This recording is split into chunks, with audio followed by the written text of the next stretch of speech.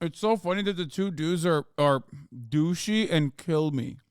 News: Donald Trump is asking a judge to throw out the election subversion case against him. My name is Steve, I'm a douche. My name is Brian, kill myself. And this is Fox and Friends. In Georgia, the former president's legal team just filed a motion claiming presidential immunity, just like they have in other cases. CNN's Paula Reed has been going through the court filings. Paula, what's his reasoning for wanting If this gets dropped, I'm losing faith in the Well, Dana, this criminal is all justice very system. familiar. The Okay, former look president's out. lawyers arguing that presidential immunity should protect him from this sprawling RICO case down in Georgia. And that argument might sound familiar because it is the exact same argument they made in his federal election subversion case. And this question of presidential immunity, this is going to be the focus of a much anticipated oral argument tomorrow before the D.C. Court of Appeals. Trump's even expected to attend. Now, in today's state filing, they're making many of the same arguments they've made in the past. They argue that in and around... You have faith in our criminal justice system? Yes. Because the only thing I have faith in within our criminal justice system is that they will always make content. It might be horrifying content. It might be funny content. But our court structure will yield content. Okay? Straight up. Like, I'm not saying it's just. Not at all. Unless you're thinking about the content. In which case, then yes. So, for them to turn around and refuse to give us this Georgia televised court proceeding, woo, I'd be pissed. Around January 6th, Trump was acting in his official capacity as president. They argue that conversations he had with state officials about election proceedings, that's all. He's been looking extra shit, by the way. Like, he's been looking real bad. I noticed it in the last speech he gave. He just looks so burnt. I don't know what it is. I don't know if he's like lost weight as well. Have you heard a Civil War take? No. I think I heard bits and pieces of it. He was just like trying to. Does anyone have the Civil War take? Actually, I would love to see it.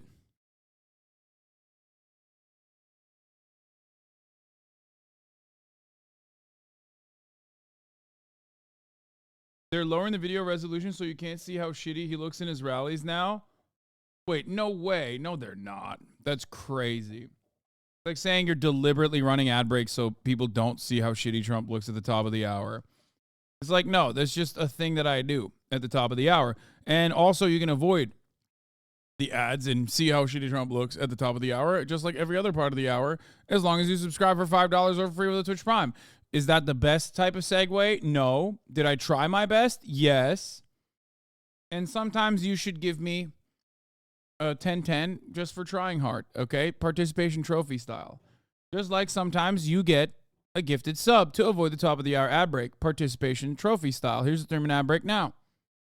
All part of his official duties as president. And of course, they argue that because it was part of his official duties as president, that he should be protected under presidential immunity. These are the same arguments they've made before in the federal case, but so far the courts have not seen it this way. This argument was dismissed at the district trial level here in Washington, D.C. His former White House Chief of Staff, Mark Meadows, has also argued similar issues, and a court of appeals dismissed the idea that election-related activities, that those are really part of his official federal duties. Now, this question about immunity, the extent to which the former president has any protections for his actions around January 6th, Dana, this is a question that could ultimately end up at the Supreme Court. Special counsel Jack Smith has already asked the high court once to just weigh in and settle this once and for all. They declined to do that, instead letting oral arguments go ahead in the Court of Appeals. Whatever happens after these oral arguments over the Georgia case, it is highly likely that the justices will again be asked to weigh in on this. It's unclear if they're going to want to weigh in here, but one thing that is for sure is that by litigating this at the federal and state level, the former president has been at least successful in delaying his federal case and could be successful in delaying the state case as well. Yeah. I mean, obviously he would like immunity, but the short-term goal is to delay, as you've been saying for quite some time. You mentioned that he is going to be in court tomorrow for an appeals court hearing. I love diversity. He has a CNN. pretty significant courtroom scheduled this week, the final week before the Iowa caucuses. Bro, they look like Yeah. They look like different variants of one another. Like, it's the same person, but just like slightly different. Crazy. Which is ironic because it's also identical to fucking Fox News, too. It's the same. Whatever. He sure does. I mean, we're seeing the intersection between the campaign events and all these legal proceedings. This is something we've been talking about for quite some time. And tomorrow, arguably constitutionally, the most consequential day, his lawyers and lawyers for the special counsel will argue before an appellate panel about this issue of immunity. But Dana, even one of his former lawyers, Tim Parlatore, has told me on air, he just doesn't expect him to win on the merits. But again, if the larger strategy, the broader strategy is at least to try to get that federal case delayed until after the November 2024 election, in some ways, they've already won. And then later this week, there will be closing arguments in another civil case that he faces up in New York. Now, there's no jail time on the line here. This is not a criminal case, but it's really personal for the former president. It's about his business, their ability to do business in the state of New York, potentially facing hundreds of millions of dollars in penalties. We've seen him show up to numerous proceedings in the course of that case. He's watched his children testify. It has been incredibly personal, a lot on the line for him, and that's just 1 week. It is just 1 week, and many more to come that look a lot like what you just described. Thank you so much for that reporting, Paula. Joining us right now is Michael Moore, former U.S. attorney and CNN legal analyst. So, Michael, the filing in Georgia making a similar argument of presidential immunity that his team is making in the federal case against him that we're watching for this big moment, this appeals court. Damn, chat is so fast. This appeals court taking up that question tomorrow. But is Emma, this Georgia filing him. different than the question now before this federal appeals court? 300 seconds is way too Well, little. good morning. I'm glad to be with all of you. It really is the same thing, and we expected to see this filing. The filing is coming not because it's some new matter before the court, but because there's a motion deadline. So the defendants had to file these types of motions in the case today. I was just taking 300 seconds to look at his life. Oh, you know it's devastatingly bad. Wait 9 extra minutes after the follow period to say specifically that. Get this out and to have some consideration, the judge could at least know what motions were pending. We expected to see this. This has been raised in some of the arguments. Trump's new lawyer in Georgia has talked about this extensively, but really the issue in the motion is whether or not a former president can be liable for acts he committed while he was president of the United States. And they argue that, in fact, because he was acquitted in his impeachment trial, That's all you got? that then bars him from further prosecution during or because of those acts that occurred while he was president. That's always been a little bit of a different linchpin and maybe a kink, if you will, in the district attorney's case here in Georgia. And that is that she focused her conduct, by and large, on things that happened while he was president, not on witness intimidation after he was president, not on other acts, but on actual things that happened during his presidency. And so, as we know, the president's vested with a lot of power. One of those things is, in fact, to have involvement in elections. The FBI is involved, DHS is involved, the U.S. Attorney's offices all over the country involved. Those are federal functions. And as head of those federal agencies, the question is whether or not any acts he took might be arguably in support of those functions. And that ultimately be the question the appeals court addresses this week. And that is what the appeals court is addressing this week, exactly. The scope of Donald Trump's presidential immunity. In what you've seen in the arguments that obviously Jack Smith, the special counsel, says his case is entirely based on the fact that he does not think Trump has presidential immunity. Donald Trump's team arguing the opposite. How strong or weak do you think Trump's argument is for absolute immunity at this point? I think both sides have sort of pushed the boundaries of rationality. Jack Smith argues that, well, you can't give absolute immunity because a president might order that the minority party members in Congress be killed during the State of the Union address or something. That seems to be such a ridiculous stretch that I think that defies some credulity. At the same time, Trump says, well, I'm immune from anything. I can do anything I want to, which presumably would mean he could then, collude with Russia, or he could do other things that we might say, no, that pushes the boundaries too. And so the needle that has to be threaded, I think, is what are really presidential functions? What are the things we expect from a president? Yeah, Donald Trump could shoot someone during a State of the Union address, and then by the very same metric say, no, the very act of him shooting someone during the State of the Union was actually a part of his presidential duties. And therefore, he should be immune from prosecution. You know what I mean?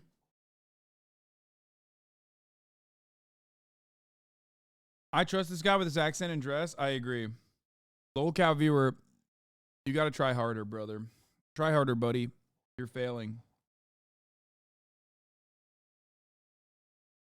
This case, though, because he has not been charged in Jack Smith's case with the insurrection, you begin to question, well, will the appeals court look at that as some indication that there's not enough evidence that he was criminally responsible for the insurrection and those things, and instead try to focus on these issues dealing with the election counting and the vote counting and that kind of stuff? And that seems to be a little bit stronger. I think at the end of the day, he's not going to win simply on presidential immunity. I just don't. It just seems to be one of his weaker arguments as he goes forward. But we all knew, and I think this is expected on both sides of the aisle, and that is that the Supreme Court is going to have to weigh into this, because this case and this issue is not just about Trump.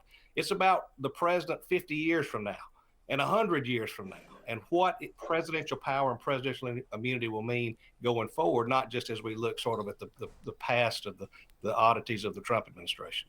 Yeah, and from, district court to, in one state, to a federal case against him. I mean, it's right. You're making an excellent point. It's great to see you, Michael. Thank you so much.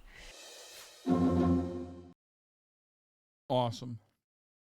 We have the latest now on the race for the White House, the Iowa caucuses, where voters will cast the first votes of the 2024 campaign, are just 1 week away. Over the weekend, the Republican candidates were out in force in the state. Rachel Scott tracking it all from Iowa. Good morning to you, Rachel. Robin, good morning. It was an all-out frenzy here over the weekend, with the Republican candidates crisscrossing this. This guy's appointed by Obama to be the U.S. attorney. Insane how he thinks Jack Smith's argument the president would literally be a god king and could do whatever he wants is not a good one. This argument is literally valid, because I wouldn't put it past Trump to have every congressional Democrat killed if this decision goes his way when he gets elected. Okay. If you think genuinely that Trump is going to kill every congressional Democrat, you're out of your mind. However, I think the God King argument is good, because that's kind of what America is not about, right? It's supposed to be the one thing, like it's the one objective, universal value that the American government, in the Revolutionary War stood against. It is at the foundation of this country. If you were to say, yes, they wanted to continue chattel slavery. Yes, they wanted to ensure that the democratic process was only dealt with by, landowning white people. All of that is true. But the one thing that they were not on board with was having a God King. It goes against the most important principle of building this country. It's just, that's it. That there is nothing that is more objectively un-American than that. I don't think that Trump is going to become the president and execute every Democrat or whatever, right? I do, however, think that he will be just as authoritarian, maybe even more authoritarian than he was last time around, and awful. But in my opinion, you pulled up my link once, Historia Civilis, Can a Monarch Commit Crimes? Hope you watch it one day. I kind of want to watch it. I do want to watch it. He ain't no big city lawyer. He's not. That guy, he ain't no big city lawyer. That much is true. Where is it? Pinkerton, Hamas, Piker? What is happening? Where is the Historia Civilis video? Why don't you link it now?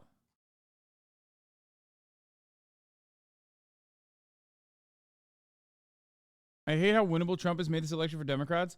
First of all, it's not that winnable. Secondly, I don't hate it. I mean, I don't think people should feel like it's winnable. I don't think the Democrats should feel as though it is winnable, because it certainly, in my opinion, is not as winnable as the Democrats think it is. The state still trying to chip away at Donald Trump's commanding lead. With the Iowa caucuses just 1 week away, the Republican candidates are blitzing through the state, still trying to catch Donald Trump. The former president 30 points ahead, facing backlash for saying the Civil War, which was fought over the